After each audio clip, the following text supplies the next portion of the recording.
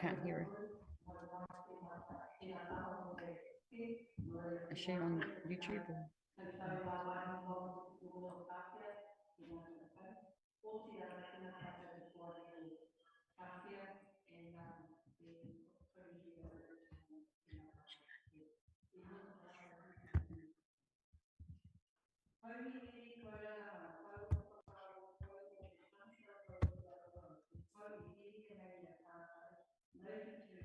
Ora, haumi e hui e tai ki no reira tēnā tātou.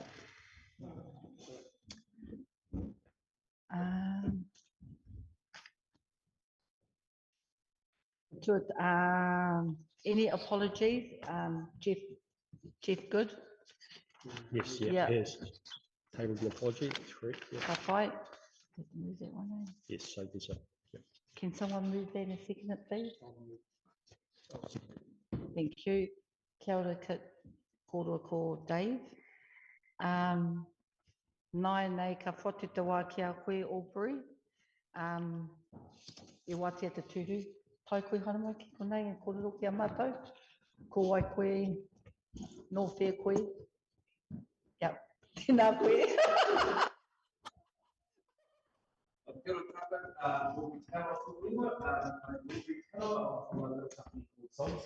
And the reason for my asking to present to you is we've been funded by NB through a small group called Araake.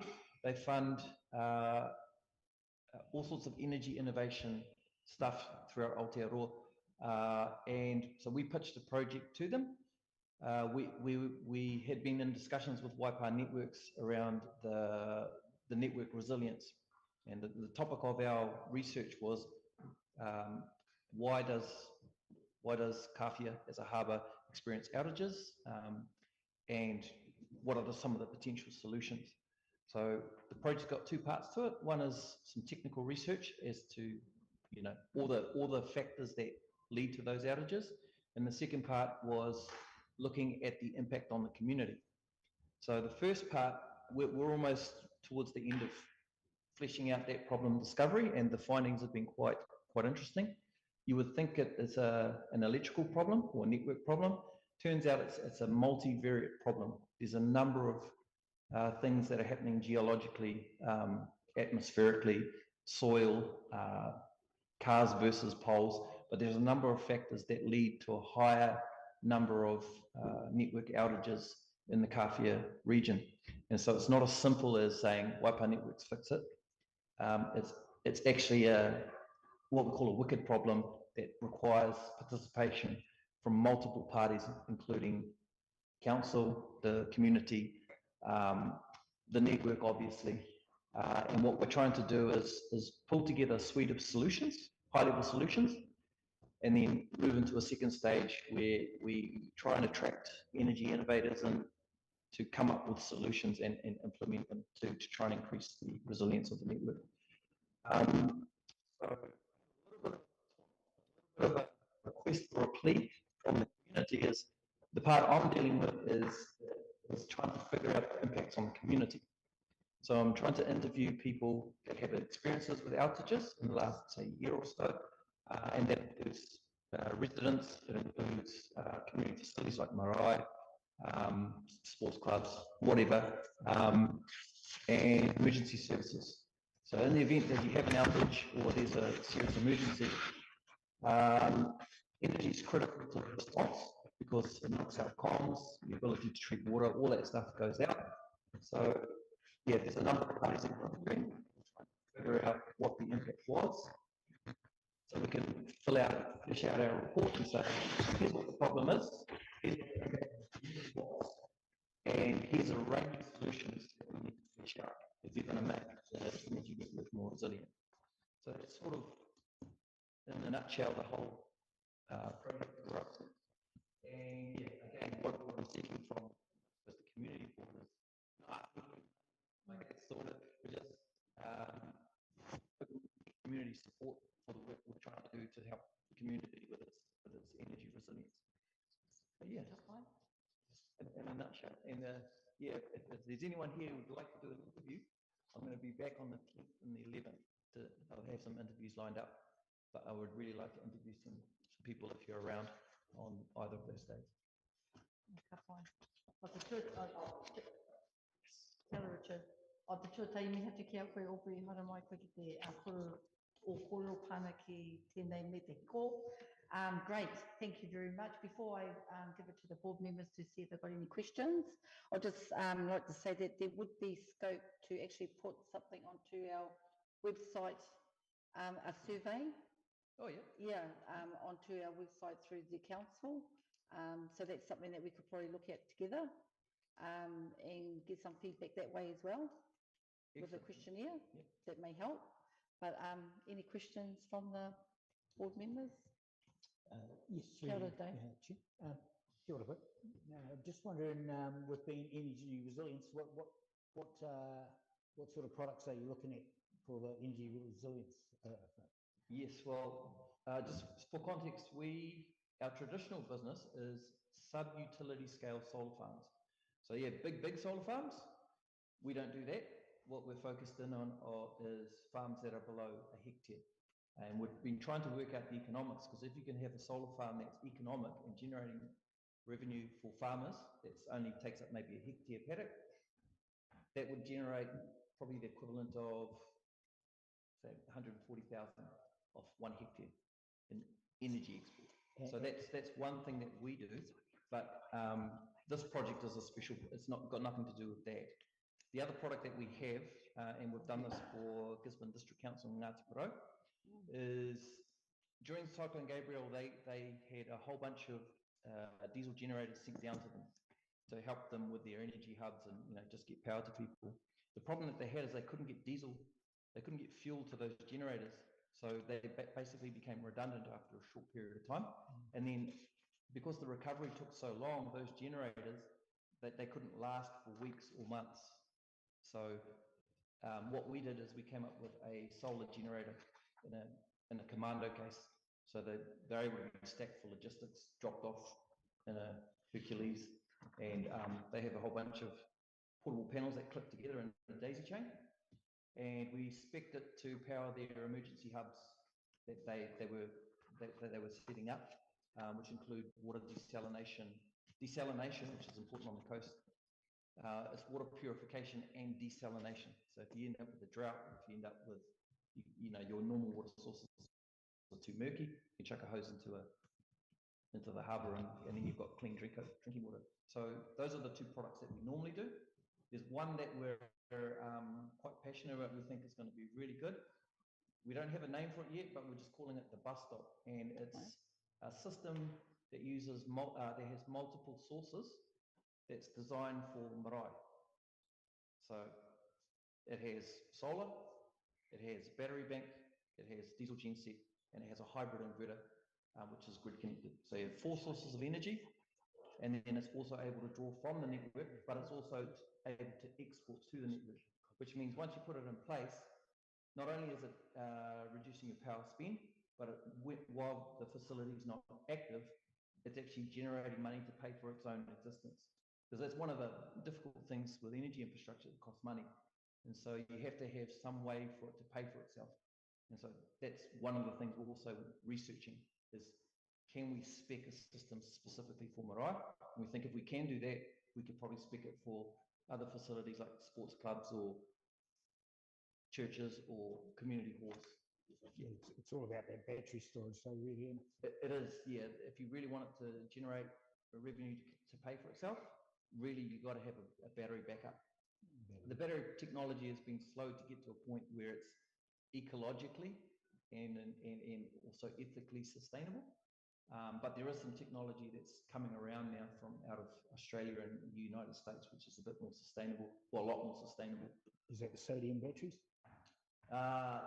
Zinc bromide, and yes, the sodium batteries as well. They don't have the same energy density, but there's technology there that's fully recyclable, doesn't off gas, doesn't get the old thermal runaway. Are they cheaper than lithium? No, not yet, not yet. But the more you get take up of that technology, obviously the cheaper it gets. Yeah, lithium sort of won the race, I suppose. So that's most widely utilised technology. see, I'm completely off grid at home already. Right, yeah. I've wind turbine as well, Yep. solar with a lithium battery, and wood burning oven. Yeah. So, Yeah, that one of the principles is diversification of energy sources. You don't really want to be dependent on one source. So I'd recommend to all Mariah's, you know that thing, the Kāwhia, but Waipapa, bring that back. Yeah, because you might need it in the future. Cool. Ka pai. Ka pai. And David's also leading the project for our new sports club as well. That's been the new build. Love So, to talk. And Yeah. we're trying to build and getting the engineers designing the building to allow for the weighted panels. Excellent. Yeah. And we're trying to go for the passive heating as well during the day. Yeah. So, Dave Walsh. Would love to talk. Yeah. Get your details after this. Yeah. Kia ora, Dave. Any questions from this side? Heidi, talking about the concept, are you talking about just one unit to do those three tasks, like the solar, the generator, is it a pre-built unit? Do you just take it and drop it? That's the idea, because Yeah. if you can speed up the installation or get it to a point where it's just plug and play, Yeah. then it makes it easier for facilities to make those decisions around, the engineering wise, you have to make sure the roof can handle it, and you have to set up your meter box with the right isolator. Yep. There's all these decisions that you have to make, and we want to try and make it as easy as possible for Marae. The other part to it is in terms of resilience, is having something you can put in the back of a Hercules and drop anywhere, whether it be the islands or disaster struck zone. If we have a product which can be dropped and it's got everything in it, then Bring that in. that's going to be a good thing. Right, so you, Chair, Sorry. yeah, this is those portable units you talk about, the standalone. So I know they got the smaller versions, and some of them are reasonable size for camping and that. They've got the panels, the batteries, and everything. It just comes in a big box, really. So you just put it out in the sun and plug it in, and it still goes when it's dark for so long. Yeah. The one we've designed is the same, but we had to change the specifications because most of the products on the market weren't fit for purpose. How many kilowatt would you get out of your one? We have two versions, a 2000 watt and a 3000 watt. And then it has a standard truck battery. There's a whole bunch of reasons why, and it's all got to do with resilience, but we picked all the components so that it's easy to replace. If there's an emergency, you can drop other components in. So we had to design basically a World War II Jeep in a box, which a lot of the other products weren't. They're quite sensitive electronic appliances. If something breaks, it's gone. So you found a 2000 watt, 3000 watt is enough to power a house? It's not quite enough. It's not quite enough. You probably need to be around 5,000 watts, I reckon. But that once you get into that category, that's electrical compliance. So you need sign-offs. If you keep it below sort of 3,000 or below 5,000 watts, it's much easier from a compliance point of view. Right, thank you. Yeah. Ka pai. Kia ora, Aubrey. Any other part-time there, Richard? Nothing? Okay, kia ora, Kit. Thanks, Madam Chair. Kia ora, Aubrey. Yeah, just a couple of quick questions. I didn't quite understand why, one of the reasons why we get interference out here, you said atmospheric and geographical. Can you explain what you mean by that? Yeah, if you look at the reasons why you end up with outages, it's because the terrain that the line goes over is quite difficult. There's no easy way of getting power out here. There's one line which brings energy out from Te Aomuru, and the track that it goes over, it's difficult. So you end up with branches, cutting lines. You end up with slippages. There's also places where it's running where there's a Kāwhia pole, and so there's a number of, and that's all got to do with the soil type, the vegetation around it, the weather patterns that you've got. That's more the reason why you get the outages in the first place. In terms of why you get the outage as well is there's only one line. So normally you have a network, there's one line over here and another line over here. You don't have a second backup line. To get a second backup line, you're talking tens of millions of dollars. So it's very prohibitive. The other part of it is because there's not that many ICPs, not many meters out in the Kāwhia area. So for context, the number of ICPs in Kāwhia, you might only be one small suburb inside Te Aomuru in terms of the critical mass. You actually need more, I don't want to be controversial here, but the town or the area has to grow in order to have more ICPs to pay for more infrastructure. Yeah. Okay. Just a comment about Waipa Networks. I think if you could convey our thanks to them for their proactive approach to some incidents that we've had out here where they've actually brought generators out. They parked one outside the hall and another one around by the fire station, I think. Yeah. They weren't asked to do that. They did that on their own, bat. So that was very much appreciated. And it certainly kept the, in the business area, if you like, ticking over anyway while that happened. As far as impacts go, I guess one of the main concerns for me would be the impact on medical. Yeah. I mean, if you've got people on dialysis machines or CPAPs or whatever they might be, and nothing to power them, that would be a concern. Yeah. Also, I guess the obvious one is if it's over a period of time, the stuff in your deep freeze turns to mush. Yes. So there's that loss of food, loss of income, if you like.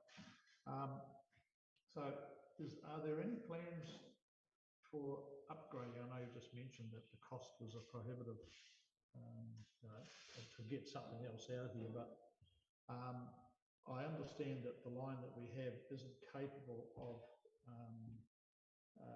powering up, say, something like an EV charging station here. Do you know if that's right or not? I couldn't tell you specifically. What I can tell you is we are working alongside Waipa Networks. Yep. Because of the difficulties in solving the problem, they're quite open to figuring out some innovative solutions.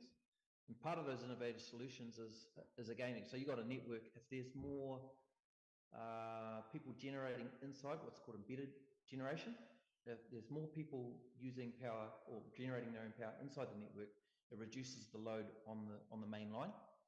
So that's one of a suite of solutions. Right. And then the other one is, how they put the generator out when they anticipate an event. That's also another solution where you might have three circuits. Maybe you can't power all of them, but if you could power one, you can drop a generator and at least one circuit in the town's going. And then eventually you want to get to a point, in a perfect world, you'd have your own community solar farm or wind farm. And then if the line cuts, the auto reclosure closes, your network becomes an island, and then you're generating your own power to give Waipa time to fix whatever the fault is. Right. So when we finish the report, we'll outline the full suite of solutions. Some of them are sort of out the gate. They're not to do with power. It's more to do with, like I said, the right plants and making sure there's a nice corridor for the power lines and access. Access is an issue when you're going to fix faults. And just one other one, I don't know whether you're aware or not, but the school here introduced solar panels. Yes. A couple of years, 2 or 3 years ago now. But I just wondered what they do with their surplus energy. Do you know, are they putting that back into the system? Or? I'll have a chat next week here. Yeah, they could put it back into an EV charging station, couldn't they? Yeah, the EV chargers, I don't want to be too controversial, but EV chargers, they use a lot of power. They use a lot, too much. Your school system could be struggling. Yeah. Yeah, you'd have to turn all your appliances on in your house, and there's, that's equivalent of how much an EV uses. Turn everything on full ball and let it run. That's what your EVs are doing. They're one of the contributors to to some network issues that are starting to happen. And they, even if you've got the big ass battery, they still just chew them down, electron charge. No, that's very good. Thank you for that. Ka pai. Yep, ka pai. Okay, Aubrey, you've always been an innovative thinker and a creator, so it's good to see you in this another space. And as I said in the beginning, I'll link up with the Otorohanga District Council to set up a survey or some sort on our website, which may be of a help for you. Also in this room, we have representatives from our marae here in Kāwhia. behind you. So, you know, there's lots of our own people here that will be keen to just have a kōrero with you. Yeah, yeah. Part of it is I'm quite selfish because I'm a trustee on our marae. Is I want to try and get some more resources into the marae because they're always asked to be, you know, emergency hubs, but the resources don't go with it. So if we can get them more resilient and get some funding for energy infrastructure, that'd be awesome. Okay, fine. Well, thank you again for reaching out to us, and let's look forward to the future. What you have bring here to Kāwhia and Moana. Nō reira tēnā, koe Aubrey. Okay. Ka pai? Just a quick one. Is your marae Okaruru? Yeah. Cuz. Thank you for your time. Kia ora. Thank you. Yeah. Okay, ka pai?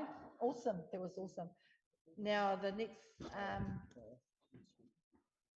got Frank and Yes. James. We're happy to take him before the member. yes, that'll be great. We'll take him now if you like. Yeah. Okay, we're going to go straight into Frank's online waiting. He's going to give an update for the Kāwhia storyboards. So we'll just wait for Frank Thorne to join us online.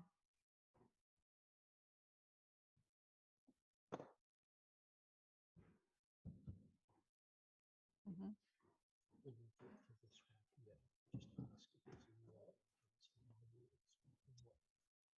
Okay.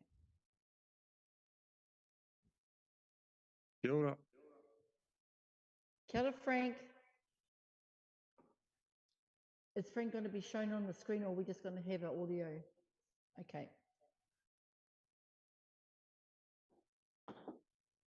Can you not see me? You're just a thumbnail at the moment, Frank. Well, I think I'll have to flip the screen over.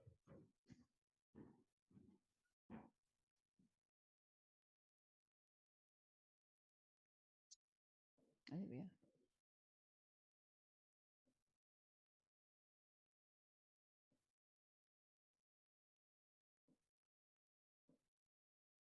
Yes. Oh, tēnā koe, Frank. Kia ora. Kia ora Ka koutou. pai.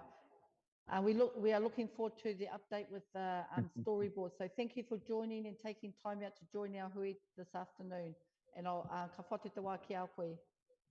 Kia ora. Kia ora, everybody. Not much of an update further than before, other than have confirmed conversations with three museums and archives regarding historical photographs that we wanted to utilize in the storyboards. They've come back with pricings, and we're just discussing a couple of finer details about usage. But other than that, we can use the photos. They're providing some costings, and once that's all good, we'll get those all those photos formatted into the documents, and then we can present that to you guys. Ka pai. Did everybody hear that? Yes, thank you. Oh, ka pai. Are you open for questions? Yeah, sure. Okay. Is there any part-time from the floor? No? Yep. Kia ora, Kit. Kia ora, Frank. Nice to see you. You too. Is one of those museums the Kāwhia Museum? No, not yet. So it's all been online. So I haven't been able to have access to what's available at Kāwhia. I was thinking of contacting them because I'm aware that there was a couple of images that would be good for one of the sites for Motu Maio. But no, I haven't got around to that yet. If you've got some inside access there, Kit, that would be helpful.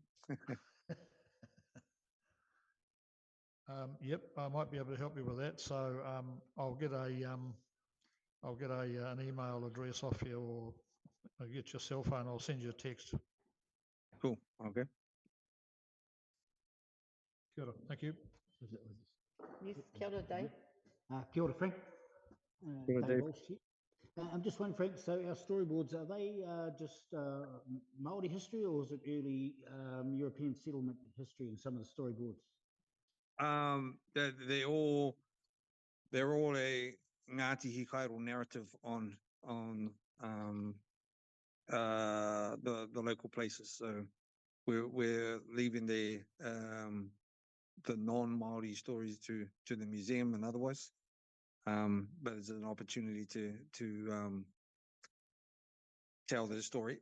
Having said that, some of it blends, it fuses into a traditional perspective, and then probably engagement with Europeans, depending on the location. Okay. Frank, there was one question from the Māori Women's Welfare League group Sure. that they're looking at, there's a statue that's going to be designed and put down beside where the old post office is. Is there Right. some narrative about the site that will be marry in with what the site is about? Yeah, sure. Yeah, definitely. So if I've got the site right, so that's the old Kāwhia Community Board room, is it? Next to the doctors? We're Yes. talking about the right space? Yep, cool. Yeah. So with the initial conversation I had with all of you, the proposed storyboards, there's 10 of them. And one of them is Pauewe, which covers the bay where the playground is, the whole valley with Tainui Street, and the other, what's the other street? There's the pub Tainui street. and Juwai. Yeah, Jervoy, yeah. So that whole area being Pauewe, and so the idea was that a storyboard be erected in front there, or in that vicinity, which then covers the story behind Pauewe, which I believe will be connected to what the ladies from the Kāwhia Māori Women's Welfare League would be interested in, which is the name of Te Riakina and its origin coming from Pauewe. So yes, definitely a storyboard and an origin story there. Ka pai. Thank you for that. We just wanted clarification. And Oh, I know sure. I had linked one of the members up, so it's good that you're here today just so you can take that back to the branch. Ka pai. Otherwise, we've been giving updates at every meeting, Awesome. the board, and we're making progress slowly. So, and I'll be still working in with Andrew on the look of what the storyboards are going to look like. So that's the next Next step. project. Ka pai. Awesome. But if there's no other questions, ka pai. You can, okay. Thanks, Frank, for taking time out of your busy day, and we will catch up. Nō reira, tēnā Sounds good. koe. Kia ora koutou. Kia ora. Okay. We'll go on to the next item on the agenda is late items, and I'll just pass it over to you, Andrew. Yes, thank you, Madam Chair. The council has received 2 requests for grants from your discretionary fund. So we've got the Māori Women's Welfare League, as you just spoke about, requesting money for the statue that's going to go over Pauewe, and another request from the Whale Board for assistance with their funding the regatta next summer. So, yeah. Ka pai. So both of those will require separate resolutions if the board decides to grant those requests. Okay, we can look at that on the resolution register. Yeah, Can we come down here? Come down to the Okay, discretionary so fund we will item. look at that. Thanks for that, Andrew. Next item on our board member updates. Let's start from this side. Kia ora, Dave. Kia ora. Just my updates just about our sports club. And progress is slow, but it's still progressing. Our main hold up at the moment is the table span is the crowd we're using to build the structure, and they're just held up really waiting for the engineers to get the design. Once the design comes through, then we can put a permit application in. But we did have a meeting today with the council, which confirmed our lease arrangement. And I could just about read out if you were interested what was.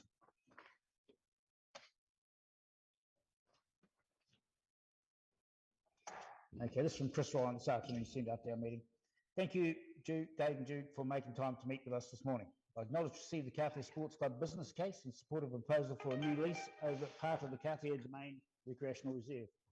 The opportunity to meet and discuss the business case and also associated proposed new building project was very helpful. Please accept this email as confirmation that ODC's position on the proposal for a lease is A, there is a need for the Kāwhia Sports Club to operate from that site to support the ongoing recreational use and purpose of the Kāwhia Domain Recreational Reserve. That it is, two, it is in the public interest that the Kāwhia Sports Club should have priority on an exclusive basis over the use of that part of the reserve. And three, that ODC will offer a new lease for consideration by the club. On that basis, I'll arrange for a draft lease to be prepared and made available for consideration. We also discussed the associated proposal for a new building to be constructed on the reserve and for that matter to be appropriately addressed in a new lease. ODC confirms its support for the club's proposal for a new building. Proposal is not inconsistent with the Kāwhia Town Concept Plan, and the facility will support recreational use of the Kāwhia recreation ground. It is noted the club has already taken steps to advance the new building project that include all the rebuild items to a value of $117,256 as described at page 4 of the business case, which is money we've received already from the insurance and money we have as well. And also that a procurement arrangement has been entered into with a preferred supplier, which is the shed company. ODC support is conditional on the parties committing to a joint management and oversight governance arranged for the delivery of the building project. We understand from our meeting that the proposal is acceptable in principle to the club.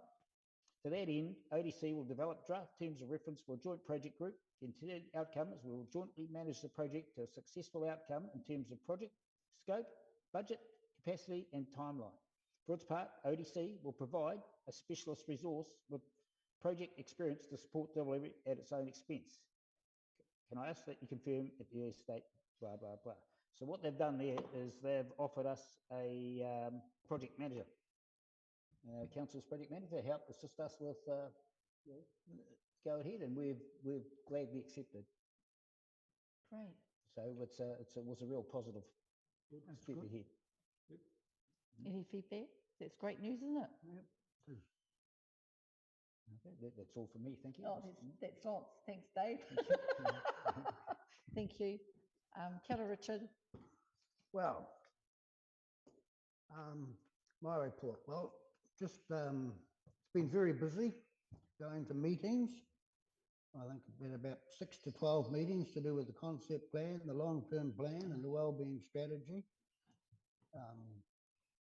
I personally found the budget very hard to get through, I've got to be honest, and I thank Kit publicly for allowing me into his lounge so he could try and help me through some of it. But it's good.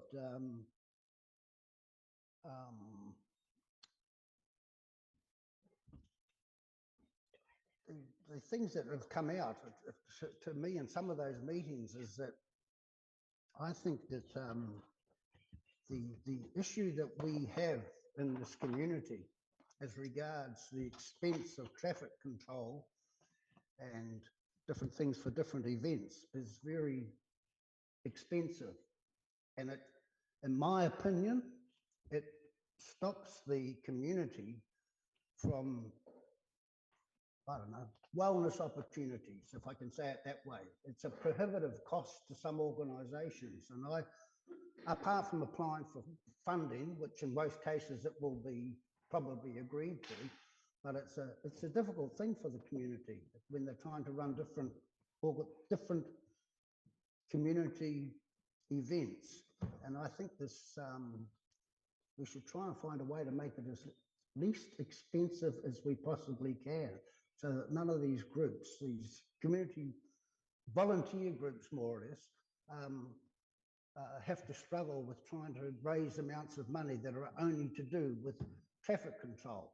And if you think about it, the traffic control compliance stuff, is no one wants to lessen the safety or anything else around traffic out on main roads, but it's quite different than trying to limit traffic in a town where you've got a parade. You know, in most cases, you would think it would be simple to put 6 cones at the end of one street and 6 cones at the end of another street, and you wouldn't expect that expense to be close to $1,000.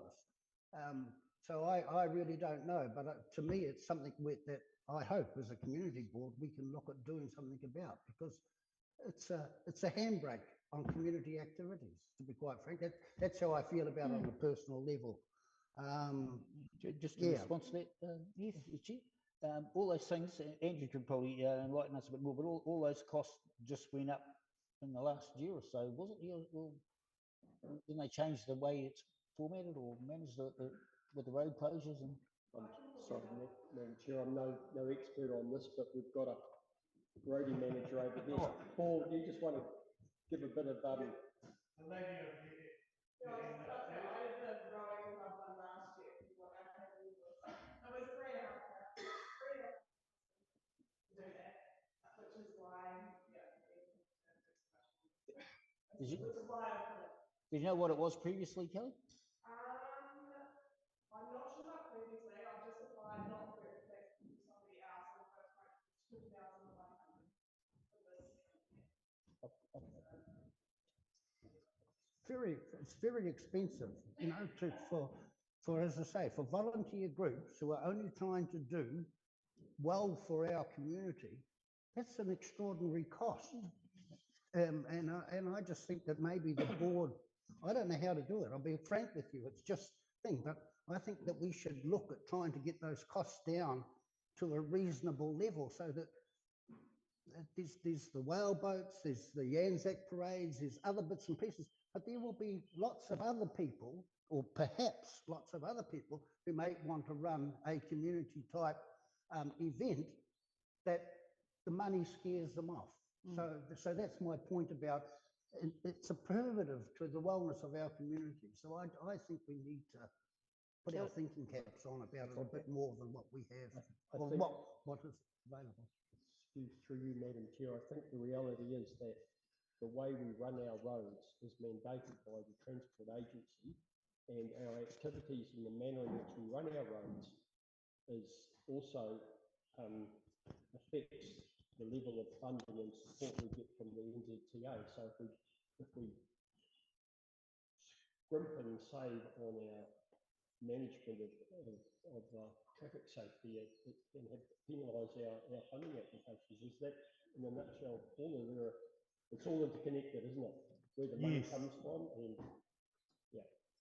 So hello, I'm Paul Strange. I'm the roading manager. I haven't been there very long, but so traffic management, roads are a legal right for everyone, and having an event or having an activity on the road effectively is telling another group of people they can't use it.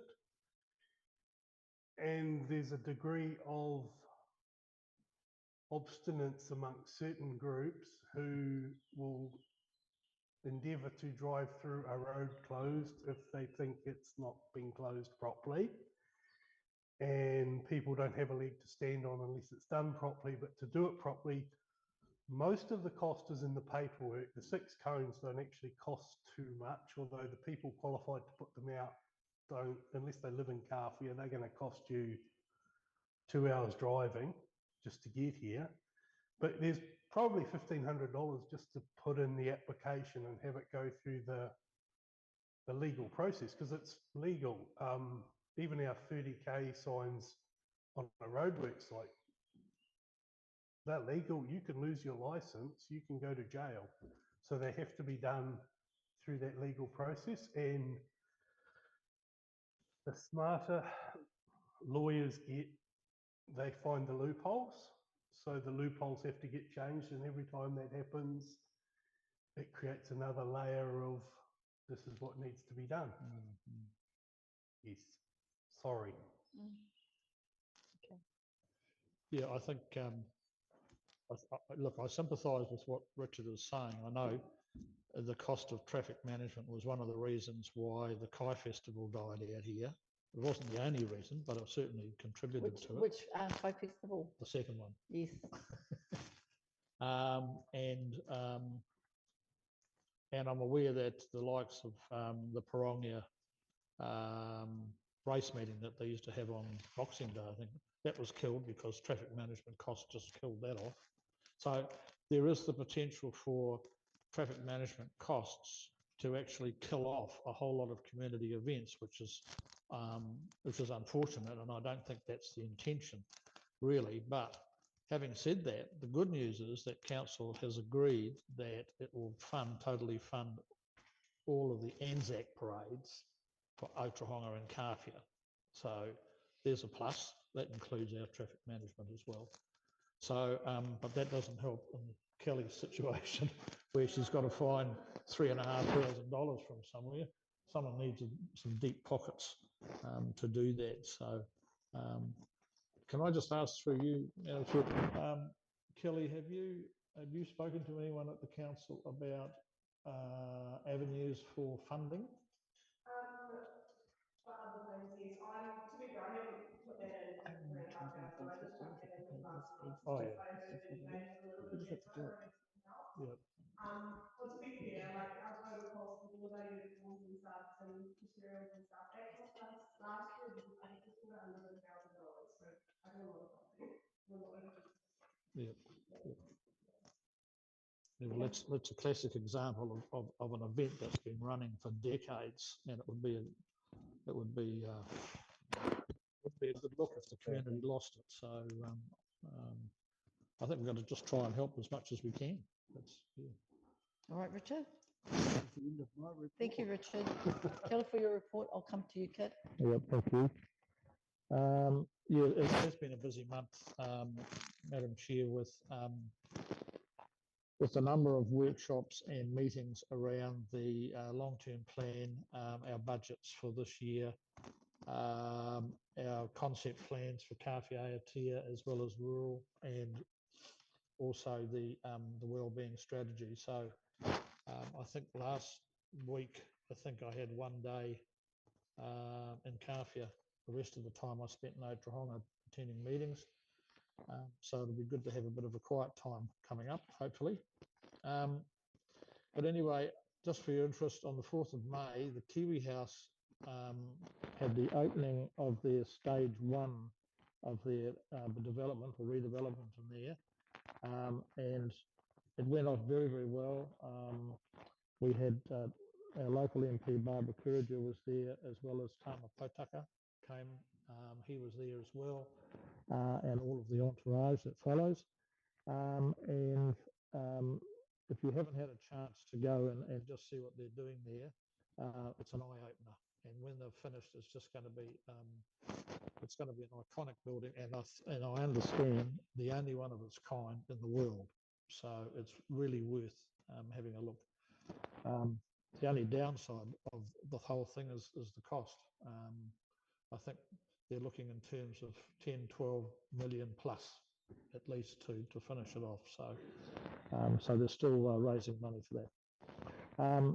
We had a couple of housing meetings, regional housing meetings, and there's a lot of information available on that, but essentially that housing group or housing committee is looking at ways in which it can facilitate getting people into safe and affordable and warm, comfortable homes in the district. That includes working with iwi in terms of papakāinga, and so I've got a whole host of information there if anyone is interested in that. On the 13th of May, and following Richard's meeting with me over our allocated costs this year, I had a meeting with the Mayor and the Chief Executive and the 2 finance people of Council, Graham Bunn and Brendan O'Callaghan, and it was really around trying to get a better understanding of our internal support costs, or the council's costs, and how and why they are allocated in the way in which they are, because Kāwhia is obviously a recipient of some of those costs, and of course it impacts on the level of rating that occurs out here. So I think to be fair, we've had quite a lot of discussion around that.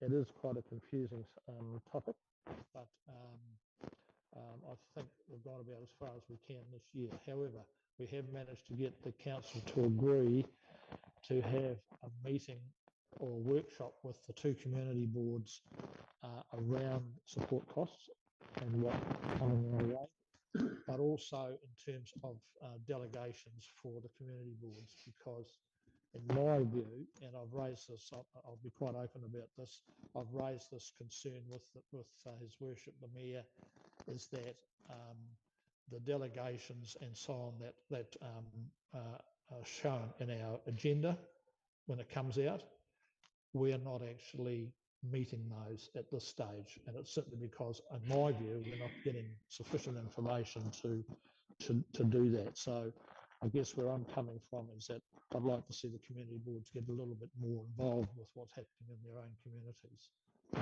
So that's coming up, and that's pretty much it from me. Thanks, Madam Chair. Kia ora. Yep. I thank everybody for giving your reports, and everything will be noted. Everything that's been said will be noted. Just the update from myself, I attended one submission, which was here in Kāwhia, which I found really interesting, and I haven't been able to attend everything like you, Richard. My job, my mahi has been keeping me quite busy, and one of the kaupapa I'm working on at the moment is the Matariki Kaumātua Ball, which is coming up next week, and we've got a great representation here from our marae here in Kāwhia Moana, which is great to see, that will be attending. And also, just one other kaupapa I wanted to bring up is I'm still working on the road sign design as you come into Kāwhia at the intersection there. Yep. I actually got the designer, he emailed me what we had asked at my last feedback to the group, just have a bit more simpler around the borderline. So I've got some designs here which I will email out to everybody for you to have a look at, and then we can discuss at the next meeting. So that's been work in progress, which is something I'm excited about as well. So that's all our reports. I just have one more, just while we talk about submissions, just remind me a little thing for us to think about. Just a comment was made to me just recently about the submission process, because people are saying, oh, this and that, and I said, well, you could have put a submission in. And I said, why would I want to put a submission in when we voted for you to be our representative and you speak on our behalf? Well, the problem with that is that because you're an elected member, you can't make a submission. That's my understanding. There we go. So unless they make their own submissions, unless you come in as wearing a different hat, and I'm not suggesting that, David, you know, there's really no way for you to make a submission on behalf of a whole lot of other people. Okay. That's the answer I'll go back with, that I'm not allowed to. Thank you. Yeah. Also, through you, Madam Chair, the other problem is you represent a number of people. So what are you going to do if one of your electors comes to you with a very strident point of view and another elector comes with the exactly strident opposite point of view? How do you represent both of those people? So, yeah, that is why it's, you know, Just depends on things are very Valid points. Kia ora, Richard. just a comment on that. I acknowledge what Dave says. He's an elected representative, as I am, as everyone here is. But I found that whole submission process, I found it pretty good. I think the council done a pretty good job trying to get people to have their individual says. As board members, we will help sort the chaff from the whatever, I guess is the saying. But I thought they did a reasonably good job. The only disappointment for me is that I would have liked to have seen more submissions, but you can't go out and make people do it. People, you know, the people do what they do. That's right. So, but overall, I thought they did a pretty good job, to be quite frank. I'm aware there's a lot of apathy around with people there, you know. I see them talking on news the other day about trying to get more people involved in local body. Yep. Yeah, well, I voted for the van, but the council didn't agree because it was going to cost too much money. But I thought a van to take out into the community, to take Oklahoma council business out to the community was a good idea, because I do worry about democracy and about the lack of participants in it. But unfortunately, the budget constraints meant that money wasn't going to be spent, and that's fair enough too. That's reality. Kia ora, Richard. Kia ora, Dave, thank for you. that. Apologies, there's two items that I missed, which was there any conflicts of interest? No. I've just got to say that Annie's coming in with a request for funding, and I don't think it's a conflict of interest, but I want to say it. At the end of last meeting, when Annie had mentioned that they were trying to get a donation, I said to her, well, if you have no luck, come to the board and ask for money. So if that's a conflict of interest, I'm declaring it. Well, I'm not sure that Noted, Richard. And the next item is we need a confirmation of the minutes from so could I have a move and a seconder, please? I'll move. Move Richard and second Dave. Thank you. Oh, was there any matters arising from those minutes? I wasn't at that meeting. No.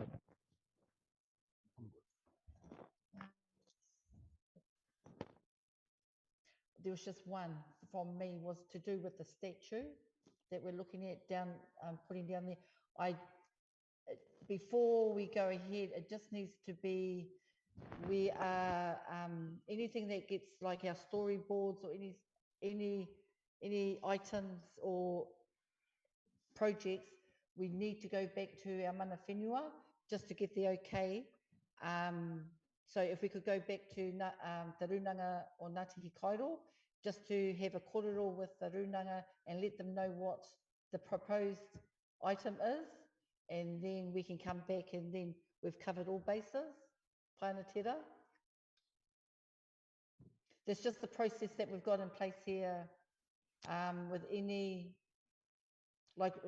exactly like with our storyboards, anything that we're doing historically, any narratives to do with our mana whenua kōrero, the Runanga Nui o Ngāti Kairo, our go-to iwi that we have, they will give us the okay. So I just wanted that noted in our minutes, because I wasn't at that last meeting. Ka pai. Well, just now that you've raised that, I support that idea, but I think I read somewhere about with the statuette going down there, I'm not sure, that there was going to be a plaque to say that the board had allocated money. I just don't think that's necessary. Yeah. It's community money we're allocating, it's not our money. So I just don't think there's any need to mention that the board gave money for this project or for that project, to be quite frank. So that's my view. Noted. Thank you, Richard. So we will go on, continue on the agenda. We've done the board member updates. We'll go to the Community Board Discretionary Fund, which will take us to the resolution register. Yep, so, Madam Chair, like I previously mentioned, we've received two requests for funding from what remains of the discretionary fund. So the discretionary fund sits at, the remaining fee is, I've got the $1,962, I think that is. So the first request we have received is from the Kāwhia Maori Women's Welfare League for a grant of $1,079, excluding GST, for a garden sculpture. So I've got a resolution here, Yes. so I'll read that out and Yes, then please. I'll leave you to discuss it. So the resolution states that the Kāwhia Community Board grant the amount of $1,079, excluding GST, to the Kāwhia Maori Women's Welfare League for a garden sculpture titled Terrazzo Family Statue to go in the proposed Kāwhia garden. And the amount is 1,079? Yeah, that's right. Yeah. 79.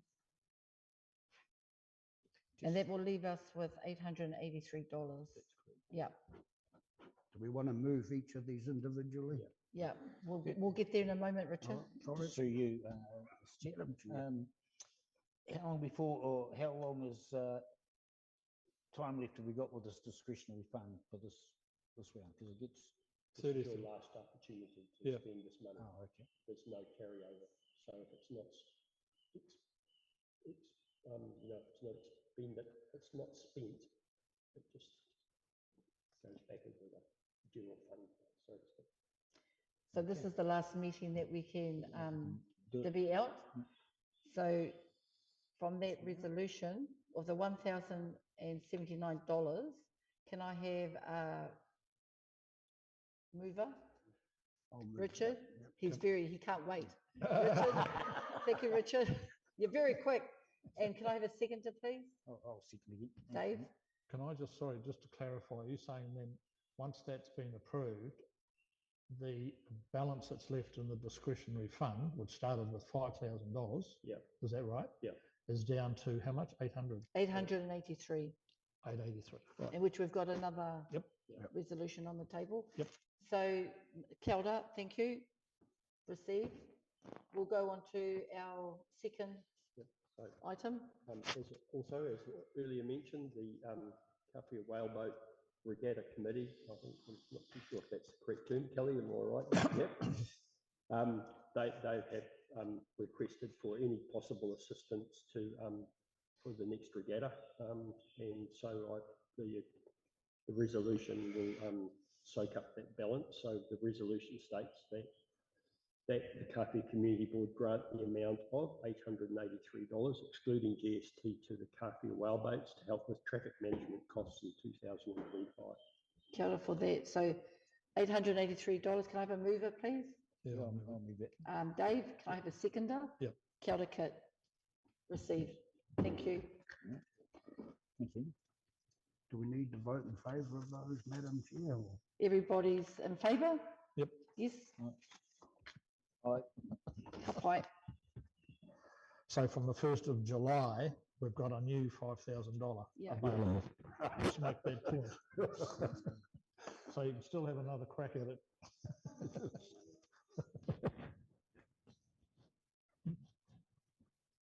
Right. Very good. Good decision. So I think that's us at the end of our. No other matters? Okay, pai. O tino pai tā tātou hui e te hei nei. Tēnei te mihi ki a tātou katoa e whāwā ki te hara mai ki te koro ki te mihi atu ki a tātou anō. Kei roto te hari koa mo te poari o Kāwhia. Nō reira tēnā tātou. I mua te whakamutunga o tō tātou hui ka kare ki a tātou. Nō reira kai noi. Kia niha te whatu manawa, kia manawa nui, kia manawa ro, tū te iwi, ora te iwi, mana te iwi e, ti hei, mauri ora. Nō reira, tēnā tātou. Thanks.